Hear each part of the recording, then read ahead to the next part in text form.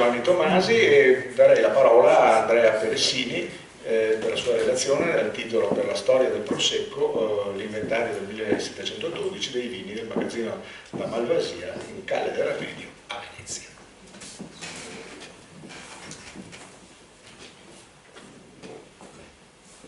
Un saluto, un doveroso ringraziamento agli amici del circolo vittoriese e prima di entrare in dettaglio... Non si sente niente.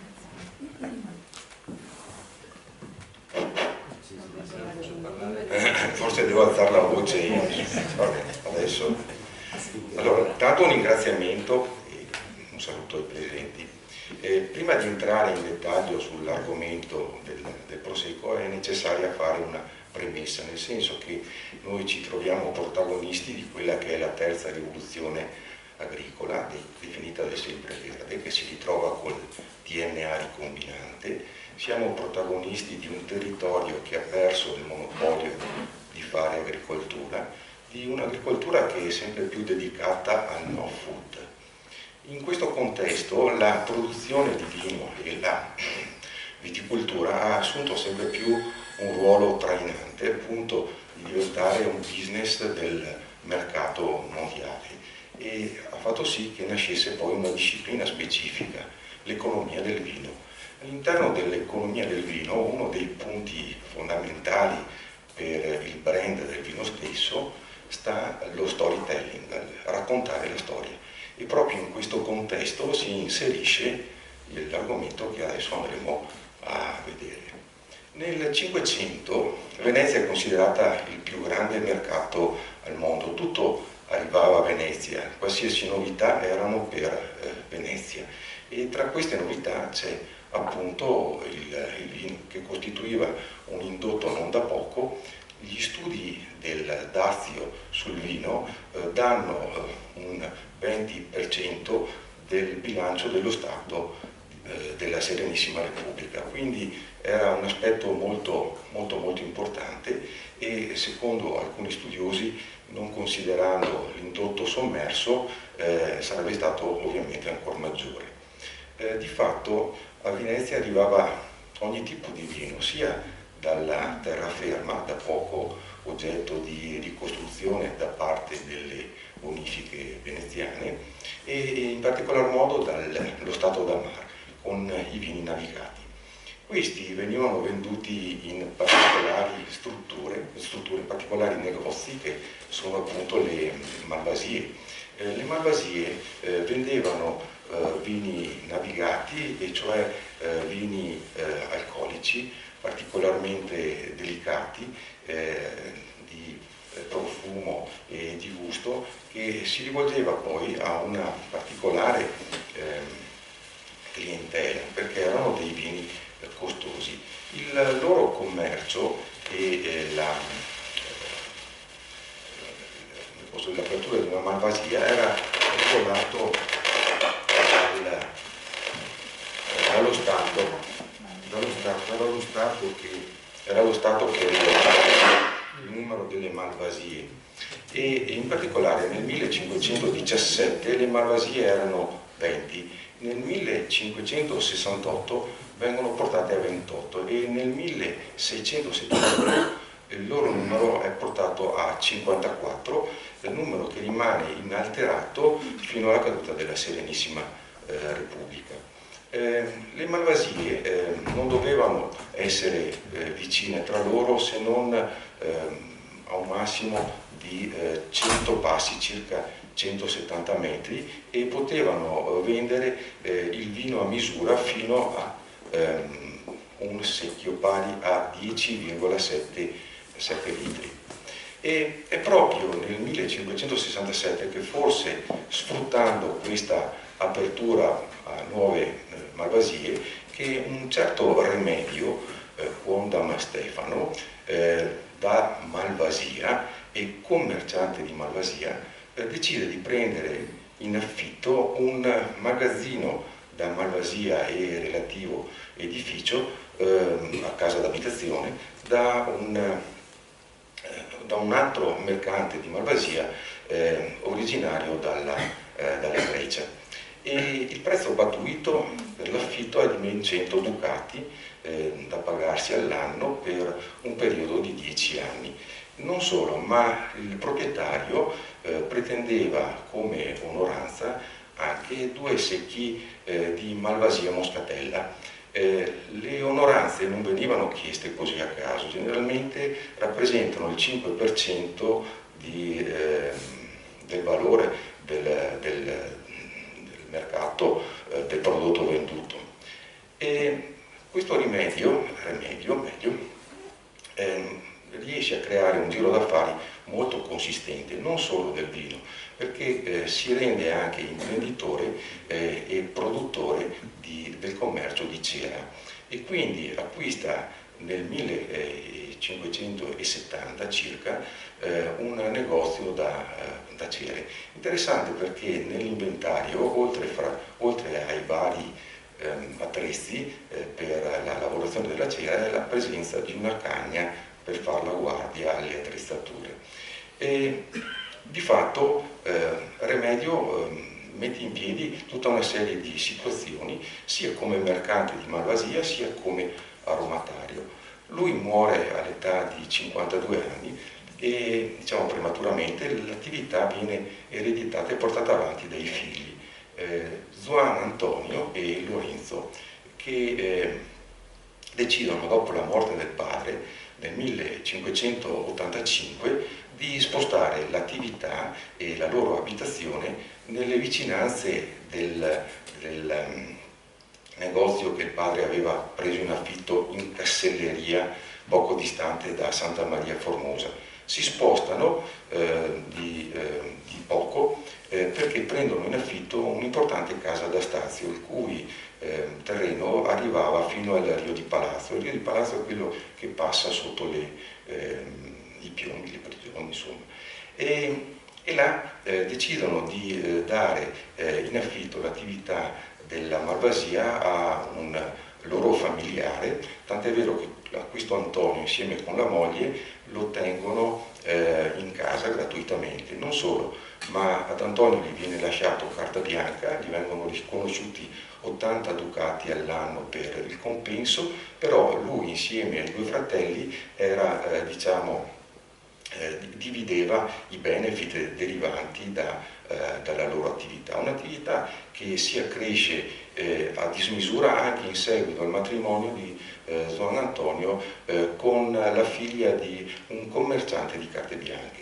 Tant'è vero che si trova ad avere tutta una serie di proventi che investe poi anche nell'acquisto di diversi terreni in terraferma. Non solo, ma interessante è per esempio la vendita di un nuovo palazzo da loro fatto in prossimità del Fondaco dei tedeschi in occasione della costruzione del ponte di Rialto, che venderanno poi per la cifra non indifferente di 7.000 ducati. Di fatto, in seguito alla Malvasia e in seguito alla residenza, che la calle in cui loro si trovano viene ad acquistare il nome di Calle del Remedio. E proprio la Malvasia in Calle del Remedio nel 1600, metà del 1600, passa di mano, viene acquistata da nuovi proprietari che danno in affitto poi la Malvasia a un certo Bortolo Niccolini, Quondam Bortolo, il quale muore all'età di 78 anni e in base alle volontà testamentarie i commissari testamentari fanno l'inventario da lui richiesto per far sì che venisse assegnato un compenso alla nipote Maria, unica erede che lui aveva, figlia del fratello. E proprio per questo motivo che nel 1712, poco dopo la morte di Battista Niccolini, mi ha fatto questo inventario. L'inventario, diversamente dal solito, non indica i soliti vini bianchi, rossi, neri, ma fa un elenco dettagliato dei vini e anche della loro provenienza.